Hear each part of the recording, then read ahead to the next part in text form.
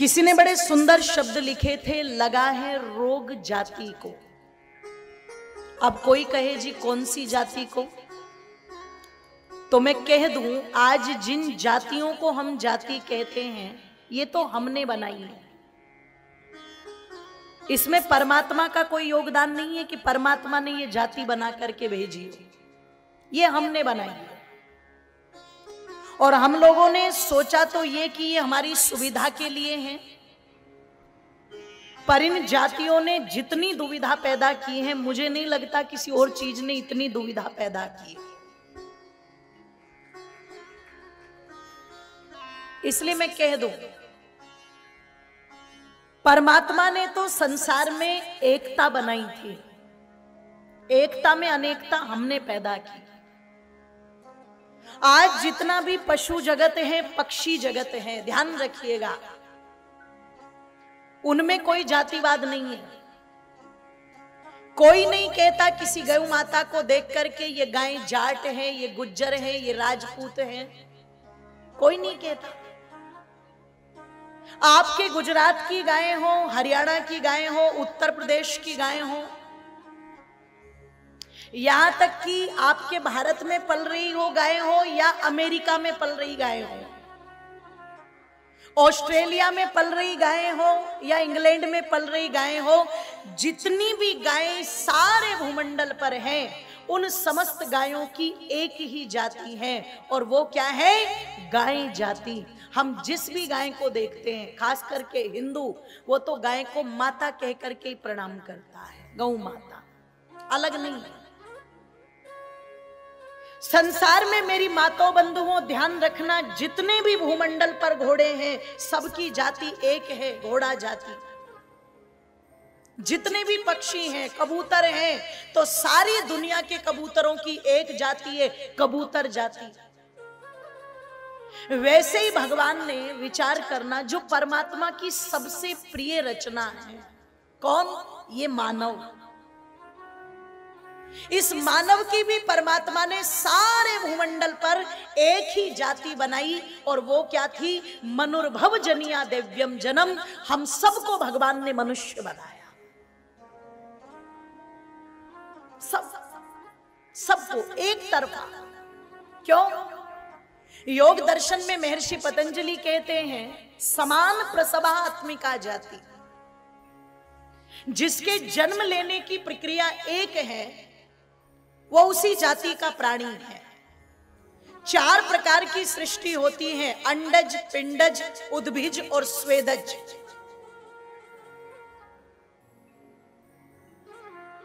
ध्यान रखिएगा, अंडज कहते हैं जो अंडे से पैदा होते हैं, पिंडज कहते हैं जो पिंड से पैदा होते हैं, इस शरीर से पैदा होते हैं, स्वेदज कहते हैं जो पसीने से पैदा होते हैं, और जेरज कहते हैं जो जेर से पैदा होते हैं। ये 4 प्रकार की सृष्टि। तो जिसका जन्म जिस प्रक्रिया से हुआ है, वो उसी जाति का प्राणी है। अब जब सारी गायों के जन्म लेने की प्रक्रिया एक है, तो गौ जाति। घोड़ों के जन्म लेने की प्रक्रिया एक है, तो घोड़ा जाति। अब वैसे ही सारे भूमंडल पर जो मानव के जन्म लेने की प्रक्रिया है, वो एक है या अलग अलग? जोर से बोल दीजिए, एक है। तो सारे भूमंडल पर जो मनुष्य के जन्म लेने की प्रक्रिया है, वो एक है। इसलिए सारे भूमंडलों के मनुष्यों की एक जाति है, और वो क्या है? मनुष्य जाति। भगवान ने तो ये बनाया, पर आज हम मनुष्य छोड़ करके बाकी सब कुछ बन गए, बस मानव नहीं बनता है। उस मानव को मानव बनाने के लिए ही ये आयोजन, उस मानव में मानवता को स्थापित करने के लिए ही ये धार्मिक आयोजन होते हैं। ईश्वर ने हमें मनुष्य बनाया, और मनुष्य कहते हैं किसको? मत्वा कर्माणि सिव्यति। जो मनन पूर्वक, चिंतन पूर्वक अपने कार्यों को करे, वो मनुष्य कहलाता है। तो कहते हैं परमपिता परमेश्वर ने ये मानव का चोला देकर के हमें संसार में भेजा कुछ करने के लिए। और क्या करने के लिए? तो मंत्र आता है कुर्वन् वेह कर्माणि जिजीविषेच्छतम समा।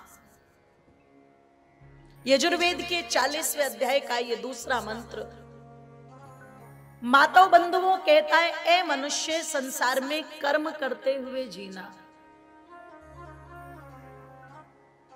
और कर्म भी कैसे करने हैं? कर्म भी वो करने हैं जो तुझे बंधन में ना बांधे, अपितु बंधन से छुड़ा दे। अगर आप गीता को ध्यान पूर्वक पढ़ेंगे तो भगवान कृष्ण ने जो पार्थ को उपदेश दिया है, माताओं बंधुओं जो अर्जुन को उपदेश दिया है,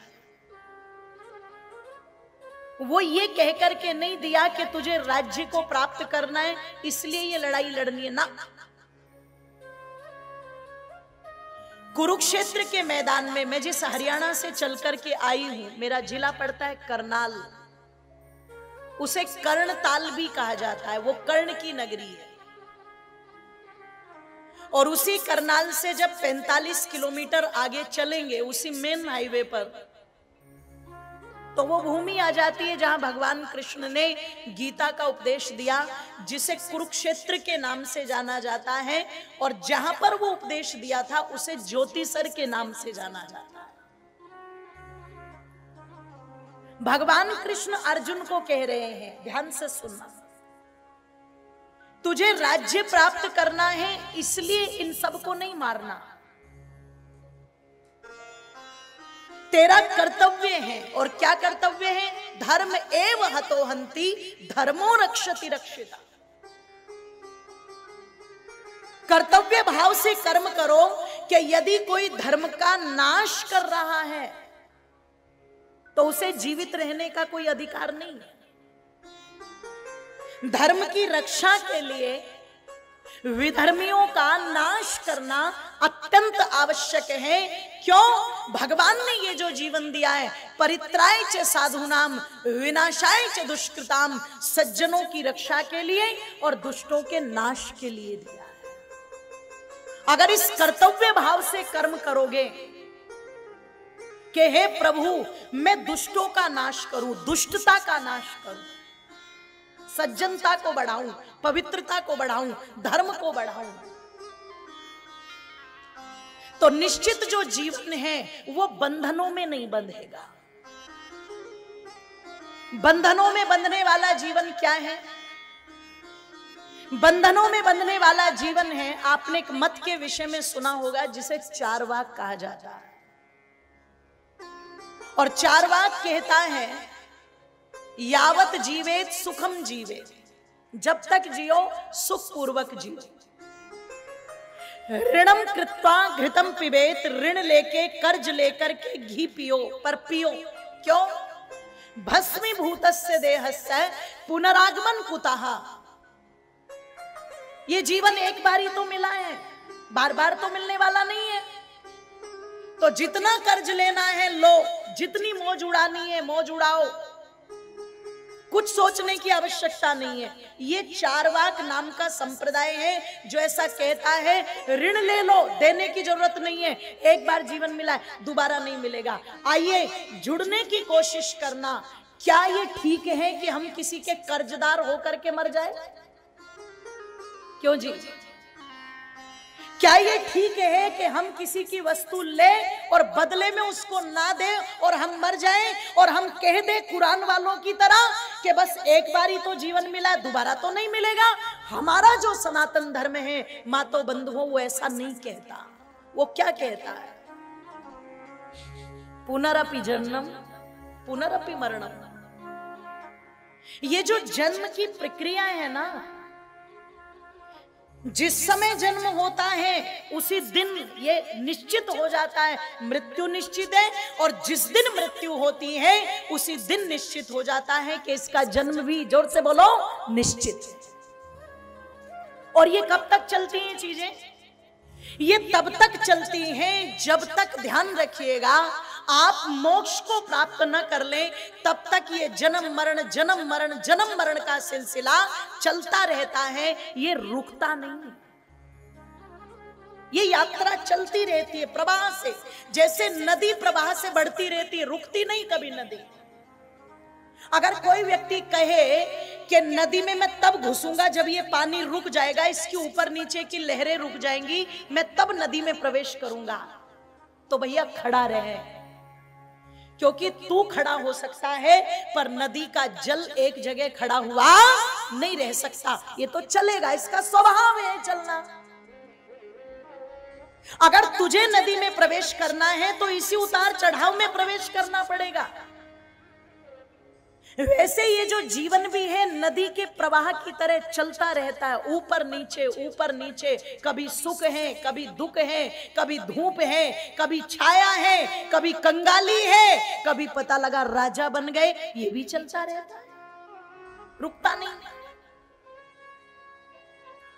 अब अगर ये जीवन बार बार प्राप्त हो रहा है तो वैदिक दर्शन क्या कहता है, सनातन धर्म क्या कहता है, किसी के भी कर्जदार होकर के मत मरो। क्योंकि अगर इस जन्म में थोड़ा भी कर्जा तुम पर है तो पता नहीं भगवान अगले जन्म में उसका भुगतान तुमसे किस तरीके से करवाए। इसलिए कर्जदार मत रहो, कर्जा उतारो। किसका कर्जा उतारो? बोले सबसे पहले परमात्मा का कर्जा उतारो। तुम परमात्मा के कर्जदार हो। उस परम पिता परमेश्वर ने तुम्हें जो जीवन प्रदान किया, इतनी सुंदर व्यवस्था देकर के, सब कुछ देकर के भगवान ने भेजा।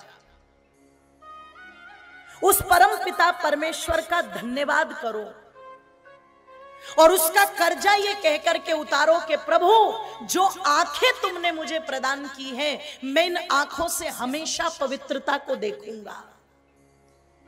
जो कान तुमने मुझे प्रदान किए हैं, मैं इन कानों से हमेशा पवित्रता को सुनूंगा। भद्रम कर्णेभिः शृणुयाम देवा।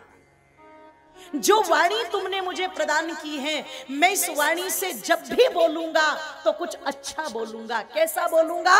ऐसी वाणी बोलिए मन का आपा खोए, औरन को शीतल करे आपहु शीतल होए। अब भगवान ने जो ये आंखें दे दी, ये कान दे दिए, ये वाणी दे दी, अगर हमने भगवान की आज्ञा के अनुसार इनको पवित्र कार्यों में लगा रखा है तो निश्चित हम भगवान का कर्जा उतार रहे हैं। मेरी वाणी भगवान के भजन गा रही है, मेरे कानों में भगवान का सत्संग पढ़ रहा है, मेरी आंखें परमात्मा के सुंदर संसार को देख रही है, सब में संभाव देख रही है। अगर मेरी ज्ञानेंद्रियां इन कार्यों में लगी हुई है तो निश्चित मानना बंधुओं, मेरी माताओं बहनों, कि हमने भगवान के आज्ञा का पालन कर रखा है, हम उसके कर्जे को उतार रहे हैं। क्योंकि जैसी दृष्टि, भगवान कहते हैं जैसी तेरी दृष्टि होगी ना, ऐसी शरीर की संपूर्ण सृष्टि होगी। आदमी के अंदर विकार सबसे पहले जानते हो कहां से आरंभ होता है? आंखों से। आंखों में अगर अपवित्रता आ गई, आंखों में अगर घृणा आ गई किसी को देख करके, आंखों में अगर द्वेष आ गया किसी को देख करके, आंखों में कोई वस्तु देख करके लोभ आ गया, तो तुम्हारे शरीर में उस विकार के तंत्र चलने लगेंगे अपने आप। और तुम्हारी अगर आंखों में पवित्रता है तो शरीर में विकार आ ही नहीं सकते। कहते हैं एक राजा के राज्य में एक बूढ़ा मंत्री था। राजा युवा था, नया नया गद्दी पर बैठा था। एक दिन उसने उस बूढ़े मंत्री को बुलाया और बूढ़े मंत्री को बुला करके कहा, मंत्री जी, जिस समय इस राज्य के अंदर मेरे दादा राज्य करते थे, आप तब भी थे। आपने थोड़ा समय व्यतीत किया लेकिन किया जरूर। और जिस समय मेरे पिताजी इस गद्दी पर बैठे, आप तब भी थे। आज मैं इस गद्दी पर बैठा हूं, आप तब भी हो। मैं जानना चाहता हूं, हमारी ये जो 3 पीढ़ियां आपने देखी हैं, इन 3 पीढ़ियों में सबसे अच्छा राजा, सबसे श्रेष्ठ राजा कौन रहा है? मंत्री जी फंस गए। दादा की बुराई नहीं कर सकते, पिता की बुराई नहीं कर सकते, और जो वर्तमान में गद्दी पर बैठा उसका ध्यान तो जोर से बोलो, पता नहीं कब कुर्सी का कौन सा पाया खींच दे और कहां सड़कार धड़ाम से गिर पड़े। है जी, ध्यान तो रखना पड़ता है ना। अब मंत्री जी ने कहा, राजा साहब मैं आपको एक कहानी सुनाता, आप उसको सुनकर के निर्णय कर लेना कि किसका राज्य अच्छा था। जिस समय आपके दादा इस राज्य के राजा थे, उस समय मैं नया नया मंत्री बना था। एक दिन दरबार कार्यों को निवृत्त करके, सब कार्यों को निपटा करके मैं घर पहुंचा, और जब घर पर भोजन आदि करके सोने की तैयारी करने लगा रात्रि में, तो किसी ने दरवाजा खटखटाया। जब मैं दरवाजे पर पहुंचा तो एक बहुत सुंदर स्त्री, बिल्कुल युवती, जवान, बहुत सुंदर, और सोने के गहनों से बिल्कुल लदी हुई, बहुत सुंदर वस्त्र पहने हुए, इतना सोना पहने हुए मेरे दरवाजे पर खड़ी थी।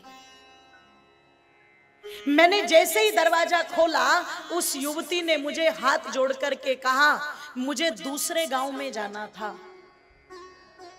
पर मैं जा नहीं पाई, रात्रि हो चुकी है, मुझे डर लग रहा है, अगर आप मेरी कुछ सहायता कर सके, मेरी मदद कर सके, तो आज मैं यहीं पर ठहरना चाहती हूं, क्या आप मुझे इतनी व्यवस्था दे देंगे? तो बोले, राजा जी सुनो, मैंने इस युवती से कहा, बहन तुम्हें चिंता करने की कोई आवश्यकता नहीं, तुम आ जाओ, मेरी पत्नी है, मेरी पत्नी के पास ही आराम से तुम रहना, और प्रातः काल होते ही तुम्हें जिस गांव में जाना है, मैं बैलगाड़ी पर बैठा करके तुम्हें खुद छोड़ करके आऊंगा। आखिरकार जैसी मेरी बहन है, ऐसे ही मेरे लिए तुम भी तो बहन हो। मैंने उस युवती को अपने घर में पनाह दी, मेरी पत्नी ने उसको भोजन आदि कराया, अपने पास सुलाया, और प्रातः काल उठ करके मैं उसे खुद उसके घर छोड़ करके आया। राजा साहब, ये वो काल था जब आपके दादाजी राजा थे, पर जब आपके पिताजी का राज आया, तो एक दिन मुझे बैठे बैठे वही घटना याद आई, और मैं सोचने लगा मैं कितना पागल हूं। उस युवती ने इतना सोना पहना हुआ था, अगर मैं रात्रि में उसको पनाह देने के बदले में उससे वो सारा सोना मांग लेता, वो गहने मांग लेता, तो वो मुझे मना थोड़ा कर देती, सारे गहने दे देती। आज मेरे पास इतना सोना होता। तो जब मुझे ये पश्चाताप का ख्याल आया, उस समय आपके पिताजी का राज्य था। और सुनिए महाराज, आज मैं सोचता हूं गहने तो रख ही लेता, पर यदि उस युवती को भी अपने पास ही रख लेता तो मेरी 2-2 पत्नियां होती, आज 2-2 स्त्रियां मेरी सेवा करती, और मैं आराम से अपने जीवन को व्यतीत करता। आज ये ख्याल मेरे मन में आता है, तो इस समय राज्य आपका चल रहा है, अब आप ये निर्णय कर लो किसका राज्य ठीक था और किसका राज्य गलत था। ये निर्णय आप पर ही छोड़ देता। व्यक्ति की मन स्थिति बदलती रहती है, बदलती रहती है।